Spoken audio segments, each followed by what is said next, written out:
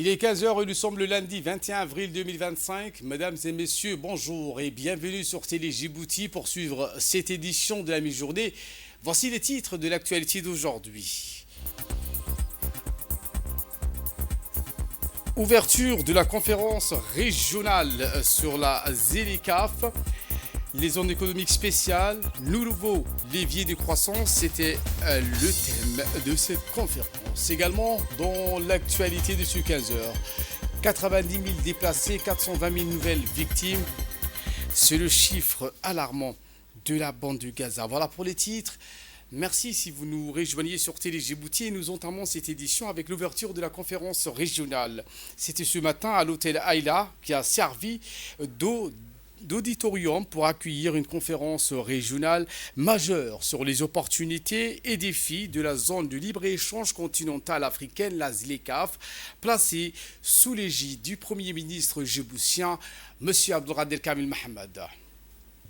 Organisée par le ministère du Commerce et du Tourisme en synergie avec le secrétariat de la ZLECAf, cette plateforme intellectuelle s'est articulée autour d'une thématique phare. La connectivité commerciale pour une croissance inclusive et résiliente, l'objectif principal est de mettre en lumière le rôle catalyseur des zones économiques spéciales. Cette conférence qui a réuni un écosystème diversifié de décideurs politiques, investisseurs, stratégiques, experts sectoriels et acteurs clés pour débattre des perspectives offertes par la ZLECAf. Cette institution, souvent qualifiée de projet phare de l'intégration africaine, qui ambitionne de créer un marché unique regroupant 1,3 milliard de consommateurs avec un PIB combiné dépassant les 3 000 milliards de dollars. Dans les cadres des zones économiques spéciales émergentes comme des leviers stratégiques pour stimuler les chaînes de valeur locales et attirer ainsi le flux d'investissements directs étrangers, les IDE, et renforcer la compétitivité intra-africaine. La ZES ou la zone de libre-échange ne sont pas qu'un outil de facilitation commerciale, elles représentent également une opportunité systémique de réconfiguration des modèles économiques traditionnels, ont déclaré plusieurs experts en développement. Eh bien, dans les séries des discours, en premier, le secrétaire général de la zone de libre-échange continentale, M. Wemkele Mene, qui a prononcé donc un discours marquant et soulignant les priorités et les ambitions de la ZLECAf pour le développement du commerce intra-africain. Monsieur Wengele a mis en lumière l'importance des investissements dans les secteurs manufacturiers, industriels et les infrastructures pour renforcer les chaînes de valeur régionales et promouvoir le commerce intra-africain. Il a dans ses propos souligné l'importance de la numérisation et du commerce électronique pour améliorer l'inclusivité et promouvoir le commerce intra-africain. M. Mngele a mis en avant l'adoption du protocole de l'AFCTA sur le commerce numérique comme un pas décisif dans cette direction et favorisant ainsi la transformation numérique, l'inclusion financière et la participation des petites entreprises au commerce international.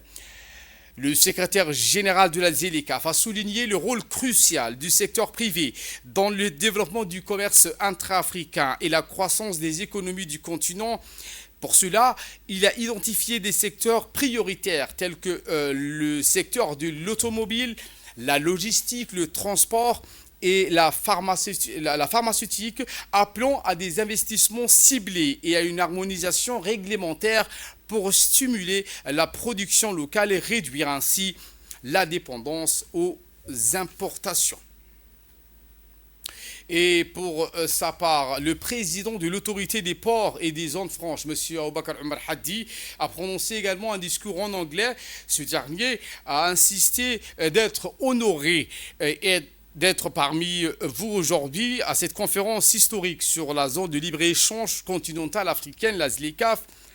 C'est un projet visionnaire qui incarne notre aspiration collective à renforcer les liens économiques, commerciaux et politiques à travers le continent africain, a-t-il martelé. Cette initiative qui constitue un tournant majeur pour l'intégration économique de l'Afrique et Djibouti en tant que carrefour stratégique du commerce mondial s'engage, a-t-il indiqué, pleinement à soutenir et à contribuer à la réussite de cette vision de la ZLECAf. Djibouti, grâce à sa position géographique unique, joue un rôle de porte d'entrée essentiel pour le commerce en Afrique de l'Est et au-delà. Notre pays, a indiqué M. Aboubakar Oumar Hadi, bénéficie d'un accès direct à la mer Rouge et au golfe d'Aden, un point de passage vital pour les échanges mondiaux. En tant que hub portuaire et centre logistique majeur, les ports de Djibouti, y compris le port de Doralé et le port de Librezone de Djibouti, sont des infrastructures clés pour le commerce intercontinental et interrégional. Dans le cadre de la ZLECAf, Djibouti se positionne, a-t-il indiqué, comme un facilitateur du commerce intra-africain. Nous disposons pour cela des infrastructures portuaires modernes et des zones franches développées qui peuvent soutenir les flux commerciaux accrus et faciliter ainsi les échanges sans obstacle. Clôturant ses propos, M. Aboubakar Oumar Hadi a donc précisé que nos ports et nos zones franches offrent un environnement favorable aux entreprises, un système douanier efficace ainsi qu'une réglementation incitative et compétitive. Et le président de la Commission de l'Union africaine, M. Mahmoud Ali Youssouf, est intervenu dans cette conférence en visioconférence. Voici ses propos. Salue le leadership de son Excellence M. Ismaïl Omar Guelleh, qui démontre encore une fois que la République de Djibouti, à travers l'organisation de cette conférence régionale sur les zones économiques spéciales, est en train d'afficher ses ambitions pour devenir l'un des moteurs du commerce régional et international. Plus qu'une étape sur la route de la soie, ou un comptoir sur la voie maritime commerciale la plus fréquentée entre les trois continents, Europe, Afrique, Asie, Djibouti a construit sa réputation de nation commerçante, de havre de paix, de creuset des cultures et de pôle d'intérêt stratégique grâce à une politique mise en œuvre avec clairvoyance et lucidité. Excellences, Mesdames et Messieurs, le commerce mondial est fortement perturbé. La crainte d'une guerre commerciale entre les grandes nations commerçantes sème le doute, l'incertitude et l'imprévisibilité et menace les grands équilibres et font imploser les règles de l'OMC. Une guerre des tarifs allant de 10% à 30%, voire au-delà, met à mal le système de l'économie libérale globalisée. Par conséquent, les économies les plus vulnérables seront les plus impactées. L'inflation et la perte des pouvoirs d'achat vont regagner du terrain. L'adaptation et la résilience devront motiver toutes les actions à venir des États africains. Le commerce intra-africain et sa montée en puissance représentent l'alternative et une nécessité impérieuse. L'initiative du commerce guidé devra être élargie. Les barrières non tarifaires entre les États africains dans le cadre de la ZLECAf devront être levées et l'opérationnalisation des mécanismes de la ZLECAf pourront faciliter cette évolution plus que nécessaire pour notre continent. Excellences, Mesdames et Messieurs, il faut s'attendre à des temps difficiles. Et c'est peut-être aussi le moment de transformer ces défis en opportunités. Les zones économiques spéciales représenteront l'un des leviers nécessaires dans le cadre de cette adaptation à la nouvelle donne mondiale. Les zones franches transfrontalières, les ports francs, les corridors régionaux et transafricains, ainsi que les espaces virtuels de commerce numérique. Rien ne doit être laissé au hasard afin de construire ce marché commun de l'Afrique. Ultime ambition dans le cadre de l'agenda 2063 et de l'Afrique que nous voulons, c'est-à-dire intégrée, pacifique et prospère. Et pour sa part, le ministre du Commerce qui est intervenu également, voici ses propos. Permettez-moi de rappeler avec fierté que son Excellence M. Ismaïl Omar Guelleh, président de la République de Djibouti, a été l'un des tout premiers chefs d'État africains à croire avec conviction l'importance de l'intégration économique comme levier fondamental du développement du continent africain. Sa conviction s'est matérialisée par le rôle de membre fondateur de Djibouti de tous les processus d'intégration économique du continent, de la création de la CEP, ancêtre du COMESA, jusqu'à la CELECAF, zone de libre-échange continentale africaine. La vision qu'il porte pour Djibouti, notre président, celle d'un carrefour stratégique au service du commerce intra-africain et international, ce qui s'inscrit pleinement dans l'esprit de la CELECAF et permettra de relever les défis communs et de bâtir une prospérité partagée. Je ne saurais omettre de remercier mon ami, frère, son Excellence Mahmoud Ali Youssouf, président élu de la Commission de l'Union africaine, pour ces mots empreints de motivation et de sagesse. Mesdames et messieurs, l'Afrique est un tournant historique. Avec la mise en œuvre de la CELECAF, nous avons la possibilité de transformer notre continent en un vaste marché unique, réunissant plus de 1,4 milliard de consommateurs et générant un PIB combiné de plus de 3 400 milliards de dollars. Ce projet panafricain constitue l'un des plus ambitieux instruments d'intégration économique de notre époque et d'un pilier de l'agenda 2063 de l'Union africaine. Pour Djibouti, pays au carrefour stratégique entre l'Afrique, le Moyen-Orient et l'Asie, la CELECAF représente une opportunité exceptionnelle de renforcer notre rôle de hub logistique, commercial et industriel. Elle ouvre aussi de nouvelles perspectives de nos jeunes pour nos secteurs privés et les investissements. Mesdames et messieurs, afin de maximiser les bénéfices de cette intégration continentale, nous devons valoriser pleinement nos zones franches ainsi que nos zones économiques spéciales. À Djibouti, nous avons investi massivement dans des infrastructures modernes, ports de classe mondiale, zones franches innovantes, parcs industriels performants. Conscient des immenses opportunités offertes par la CELECAF, Djibouti s'engage résolument à faire de ces zones économiques spéciales des catalyseurs de la compétitivité, de l'innovation et de l'industrialisation au service d'une Afrique plus forte, plus connectée et plus prospère. Les propos donc du Premier ministre indiquant que Djibouti ambitionne de devenir un carrefour de commerce de plus en plus important, créant un environnement de coopération mutuellement bénéfique pour tous les pays africains. Écoutons les propos du Premier ministre. De partager avec vous cet instant solennel de lancement de cette conférence régionale de haut niveau sur les enjeux, les opportunités offertes par la zone de libre-échange continentale africaine, la ZLECAF. La ZLECAF n'est pas un aboutissement, mais un commencement.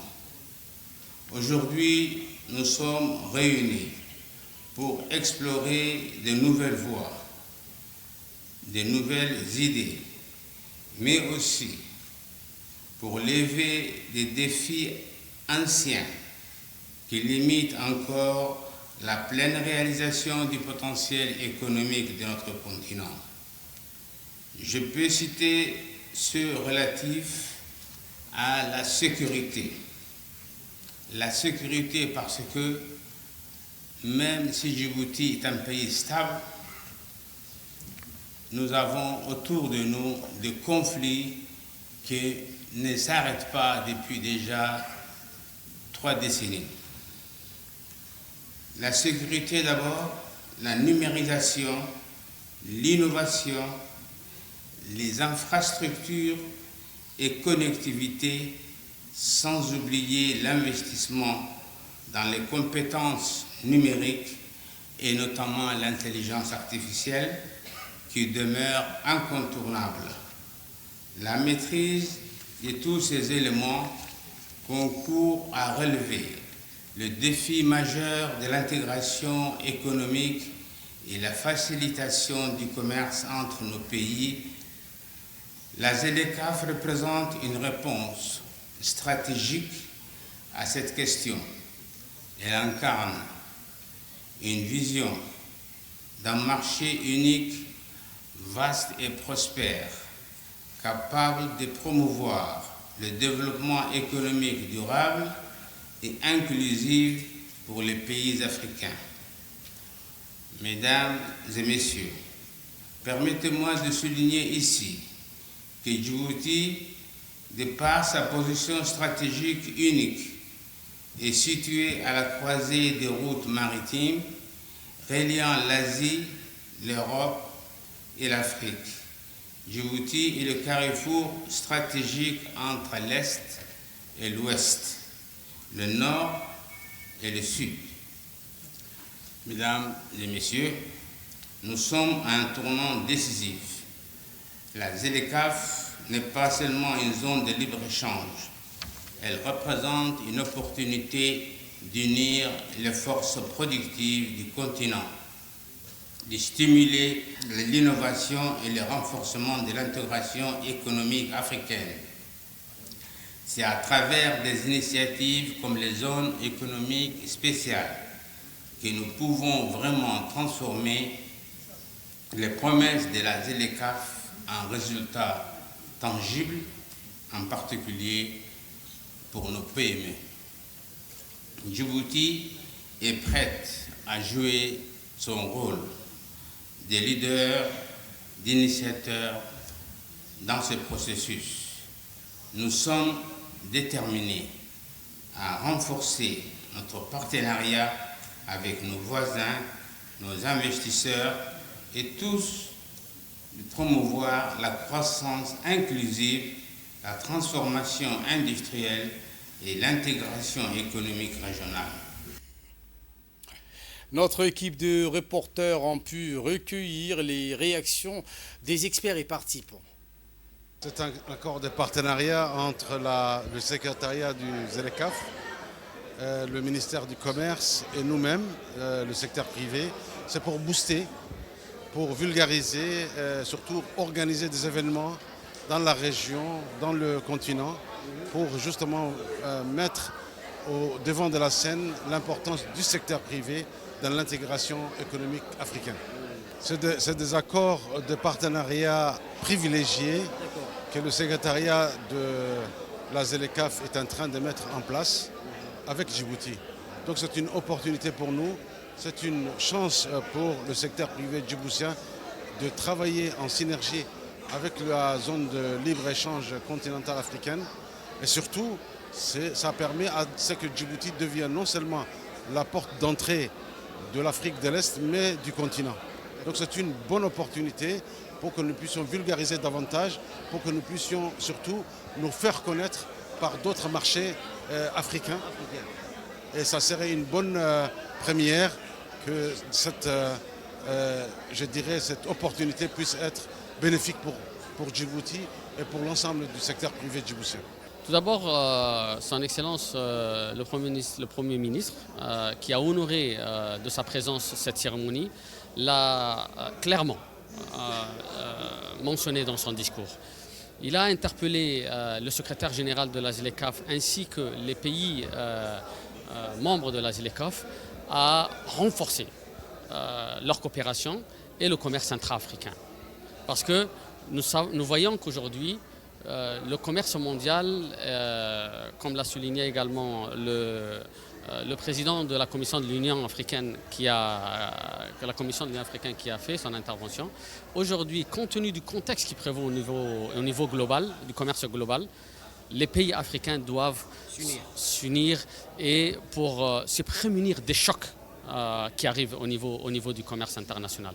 C'est pour ça que les principaux partenaires avec le gouvernement, à savoir le secteur privé qui était représenté par la Chambre de commerce et la communauté logistique, portuaire et aéroportuaire représentée par l'autorité des ports, ont exprimé leur engagement à collaborer étroitement avec le ministère du Commerce qui est le ministère coordinateur au sein du gouvernement et avec le soutien technique du secrétariat de la ZLECAf pour concrétiser ces engagements-là.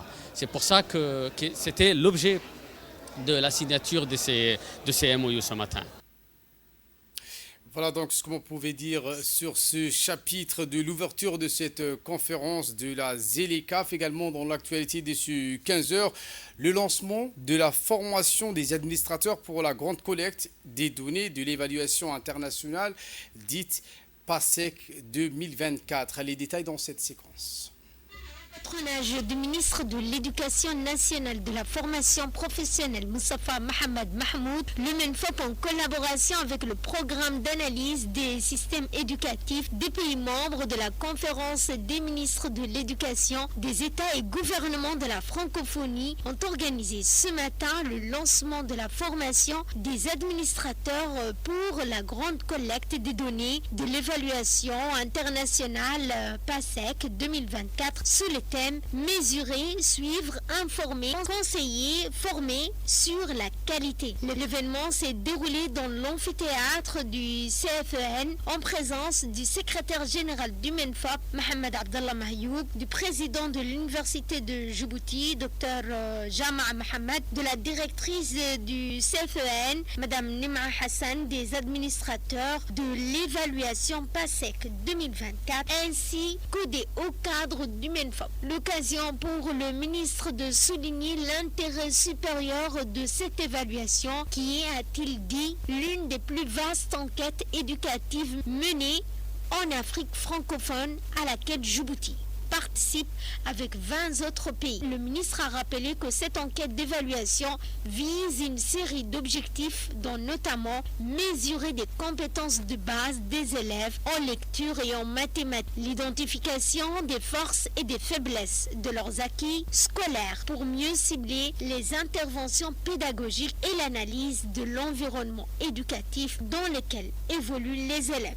À ce titre, Djibouti fait partie des 21 pays francophones anglophones qui participent à cette 4e édition PASEC. La participation de Djibouti au PASEC s'inscrit dans la suite logique des actions engagées par le ministère de l'Éducation dans le souci de garantir la qualité de l'action éducative et de bâtir une école citoyenne inclusive. L'objectif de la formation des administrateurs doit permettre aux administrateurs de respecter le protocole d'administration du test comme les autres pays et de garantir une codification standardisée des réponses des élèves d'un administrateur. Les experts présents donc à cette formation se sont exprimés. Voici leurs propos. Pour la grande collecte de données de la 3e évaluation internationale du programme d'analyse des systèmes éducatifs de la conférence dénommé PASEC 2024, regroupant 21 pays, dont Djibouti, où nous trouvons les pays francophones, les pays anglophones et les pays lusophones de l'Afrique donc subsaharienne. Nous profitons de cette occasion pour exprimer une fois de plus notre gratitude au ministre de l'Éducation nationale et de la formation professionnelle pour avoir engagé Djibouti dans cette importante évaluation. Afin de bien s'approprier les instruments et procédures de collecte, il est crucial qu'il respecte rigoureusement ces procédures lors de la collecte des données du PASEC donc 2024, afin que les données recueillies reflètent fidèlement la réalité du terrain.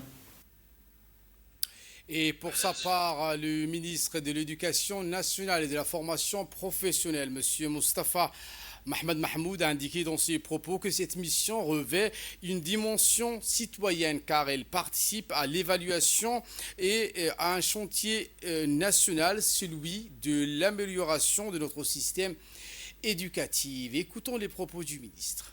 Monsieur, votre mission concernant bien sûr les administrateurs revêt une dimension citoyenne, car en participant à cette évaluation, vous participez à un chantier national, celui de l'amélioration de notre système éducatif. Les données que vous allez recueillir nourriront les politiques publiques et permettront d'agir au bon endroit, au bon moment, pour les bonnes raisons. C'est pourquoi votre rôle est à la fois précieux et central. La qualité des données, tout à l'heure l'expert l'a très bien dit, et la crédibilité des résultats que nous obtiendrons dépendent directement donc de votre vigilance, de votre rigueur et de votre engagement sur le terrain. Vous êtes également les piliers essentiels et les garants de la réussite de cet exercice. Sans une collecte conforme, fidèle et complète, les analyses seraient biaisées et les décisions éducatives pourraient s'en trouver faussées. C'est pourquoi donc je vous demande vraiment sur le terrain une vigilance et bien sûr un travail sérieux. Inch'Allah, l'évaluation mobilisera un échantillon conséquent, à peu près 170 établissements, 5929 élèves et leurs parents, ainsi que 304 enseignants répartis sur l'ensemble du territoire. C'est donc dans ce contexte exigeant et stratégique que s'inscrit la formation que vous entamez aujourd'hui. Son objectif est de vous outiller, et il faut très bien écouter les conseils, bien sûr, des conseillers techniques, c'est de vous outiller pour garantir une administration rigoureuse du test dans le strict respect des protocoles et pour assurer une codification normalisée et homogène des réponses. Les participants à cette formation, que sont donc les professeurs, se sont donc exprimés peu après la formation. Écoutons leurs propos.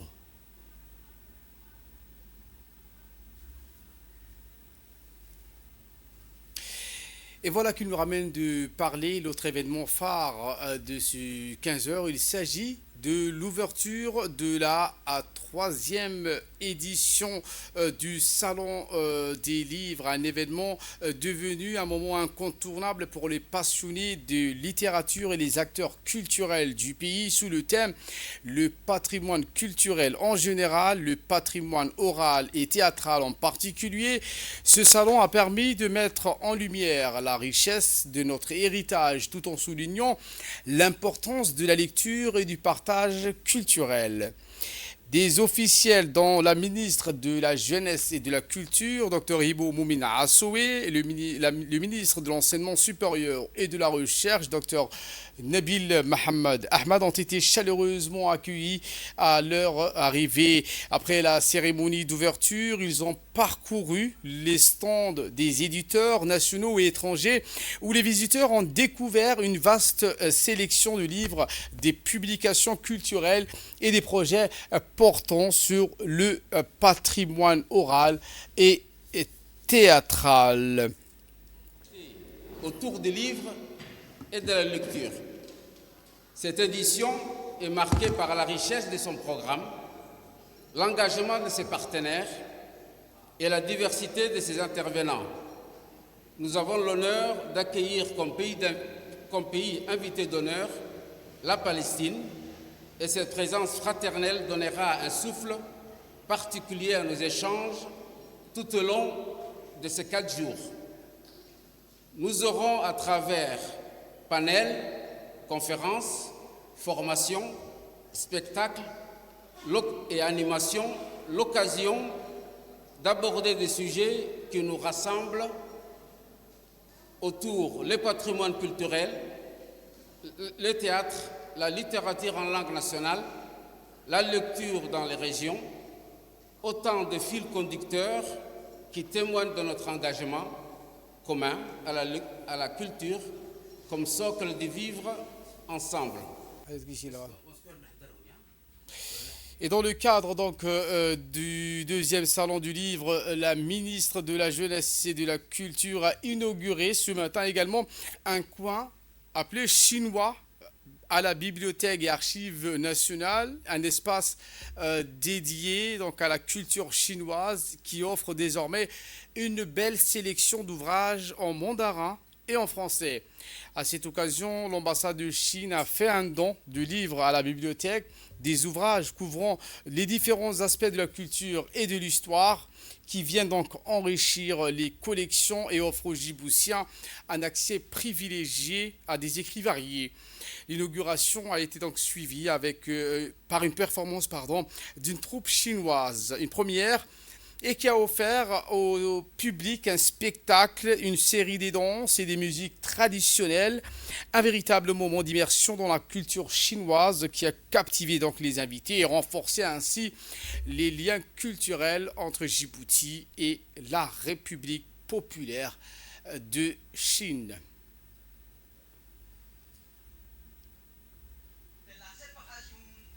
Mondiale du livre de 2025. Tout d'abord, au nom de l'ambassadeur de la Chine, je tiens à exprimer mes chaleureuses félicitations à nos amis djiboutiens pour l'organisation réussie de cet événement important qui témoignait vivement encore une fois l'engagement ferme du gouvernement et du peuple de Djibouti sur la promotion du développement culturel en reconnaissant l'importance des livres et de la lecture. Surtout, je suis fière et heureuse de constater que c'est à la maison de la Bibliothèque nationale de Djibouti un projet phare dans la coopération entre la Chine et Djibouti dédié pour la promotion du développement culturel que cet événement important a lieu. Également, je suis très fière et heureuse avec mon collègue venant de la base du soutien que nous pouvons faire une modeste contribution à la célébration aujourd'hui.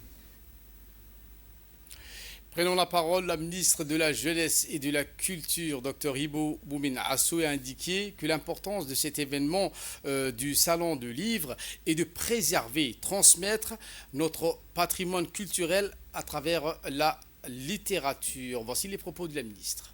C'est un plaisir d'ouvrir le porte aujourd'hui de la 3e édition du Salon du Livre. Nous sommes au premier jour, nous sommes au tout début. Nous espérons cette année faire 4 jours consécutifs ici à la Bibliothèque nationale et 3 jours au Mall pour continuer la vente du livre et pour qu'on puisse relever le défi à ce qu'aucun éditeur ne reparte dans sa boutique, chez lui avec un livre. Donc nous souhaitons que tout soit vendu. Soyez les bienvenus à tous nos invités, que j'ai failli oublier, qui nous viennent de différents pays. On n'espérait pas recevoir un auteur de la Palestine, qui est cette année le pays mis à l'honneur. Comme nous sommes ouverts au multilinguisme et à la diplomatie culturelle multirelationnelle, donc on a vraiment, c'est toujours un plaisir d'accueillir de livres écrits dans plusieurs langues.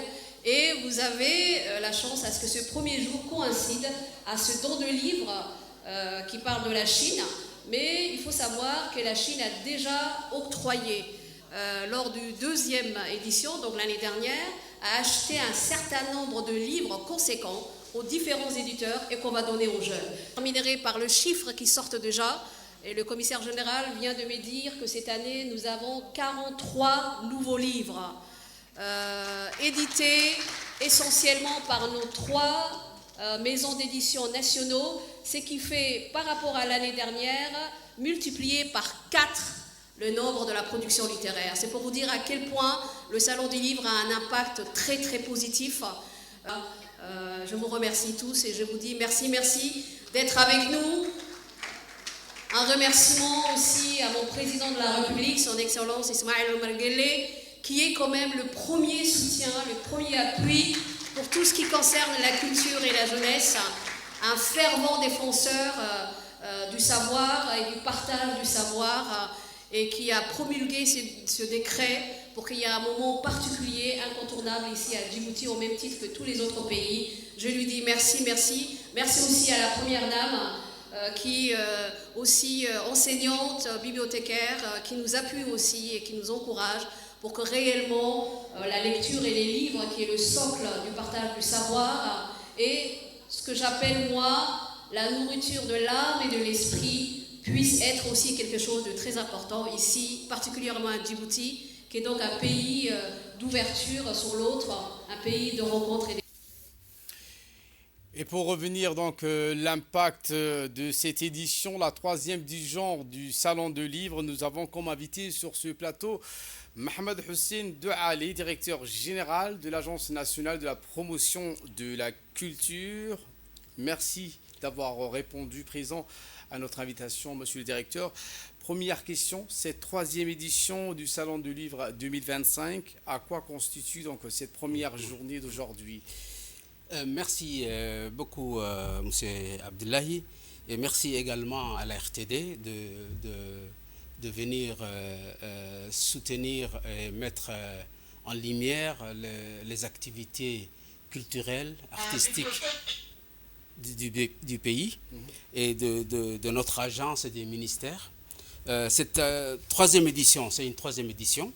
La troisième édition du Salon du Livre de Djibouti a officiellement ouvert ses portes ce matin lors d'une cérémonie inaugurale présidée par la ministre de la Jeunesse et de la Culture, Dr Hibo Moumen Assaoui, en présence de son collègue de l'enseignement supérieur et de la recherche, Dr Nabil Mohamed. Plusieurs ambassadeurs, comme vous avez vu tout à l'heure sur la séquence, plusieurs ambassadeurs représentants diplomatiques ont honoré cette première journée de leur présence. Trois ambassades sont particulièrement distinguées, deux de par leur participation active en tant qu'exposants, tandis qu'une troisième a marqué la matinée par son engagement, par un don généreux de 600 livres, enrichissant ainsi les ressources culturelles disponibles à la Bibliothèque nationale. Le thème de cette année, placé sous le thème la solidarité autour du livre et de la lecture, avec un accent bien précis et particulier sur le patrimoine culturel oral et théâtral. Ce salon a accueilli ou accueille la Palestine comme étant pays invité d'honneur. Ainsi, au total, 14 nations participent à cette édition, offrant une vitrine internationale de la diversité littéraire. Ce salon du livre, monsieur Mohamed Hussein Douali, s'étalera ou durera donc du 21 au 24. Quels sont les programmes qui seront faits pour l'occasion? Merci Abdullahi. Installé à la Bibliothèque nationale, le salon restera ouvert au public sans interruption de 8h30 à 17h jusqu'au 24 avril, au programme des panels sur le patrimoine culturel, des conférences dédiées aux littératures en langue nationale, surtout aux nouveaux livres dont la ministre avait révélé le nombre de nouveautés de cette année en termes de livres.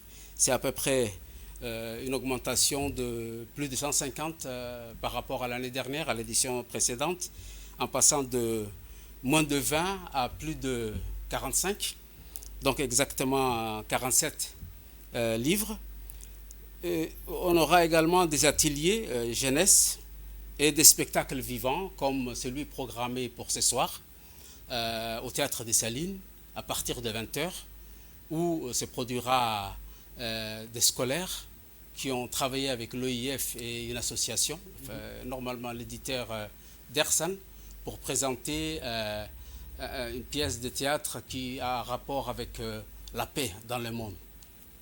Le thème de cette année sonne fort. Vous dites que le patrimoine oral et théâtral, en particulier les poètes djiboutiens s'illustrent donc à la radio-télévision. Qu'est-ce que vous comptez faire pour cela? Réécrire leurs écrits via donc des bouquins par exemple? Exactement, c'est l'objectif. Et on ne voyait pas également des artistes présents à l'événement, effectivement, il faut le dire. Oui. Djiboutien, je parle. Oui, mais quand même, à la fin de la cérémonie, a été tenu un panel, le premier panel, parlant du théâtre, la place du théâtre dans la société djiboutienne. L'on peut citer beaucoup d'artistes qui ont donc fait beaucoup de théâtre. Là, Ibrahim Gadlé, et voilà, ainsi de suite. Oui, avec 2 points, si vous permettez. Hier, comme on avait vu à la télévision djiboutienne, Madame Dr Fatouma Mahmoud Ali Hadji, présente ce matin également, a présenté ces 3 ouvrages qui portent sur des pièces jouées dans les temps à Djibouti. Elle a transcrite et traduite en français. Donc c'est à peu près l'objectif du Salon des livres, c'est de promouvoir à travers ces transcriptions et de les présenter, de les promouvoir auprès de nos jeunes générations. Et en deuxième point, il y a pour la première fois, la RTD a présenté à travers son stand une série de pièces jouées et a exploité ainsi son potentiel archivistique audiovisuel. Effectivement. Voilà. Donc ce salon devra également être déplacé dans les régions de l'intérieur cette année. Ça va être la nouveauté. Bien que ça a été fait l'année dernière à Tejora, mais cette année, c'est tous les salons qui se déplacera à l'ICBIE. Donc on donne rendez-vous mercredi après-midi. À partir de 15h30, le salon sera à l'ICBIE, puisque à l'ICBIE, cette année, c'est un peu démarqué, où des jeunes ont à peu près édité et publié 5 nouveaux ouvrages. Merci Mohamed Hussein Douali d'avoir répondu à nos questions. Et en nouvelles du monde, merci. Plus de 90 000 Palestiniens déplacés, ces réfugiés dans 15 centres gérés par l'Organisation des Nations Unies à Gaza. Explication. Plus de 990 000 Palestiniens se réfugient actuellement dans 115 centres gérés par l'ONU à Gaza. Un nouveau déplacé depuis la rupture du cessez-le-feu par Israël en mars. Plus de 90 000 Palestiniens déplacés et se sont réfugiés actuellement dans 115 centres gérés par l'ONU à Gaza. Alors que la crise humanitaire se poursuit en raison de l'offensive israélienne qui dure depuis 19 mois, a déclaré hier l'agence de l'ONU, l'UNRWA. Depuis le 2 mars 2025, Israël maintient fermées toutes les traversées frontalières de Gaza, bloquant l'entrée des vivres, des médicaments et des secours essentiels, aggravant ainsi une situation humanitaire déjà catastrophique. Voilà pour l'essentiel de ce 15h. Merci à vous de nous avoir suivis et très bonne suite du programme sur Télé Djibouti.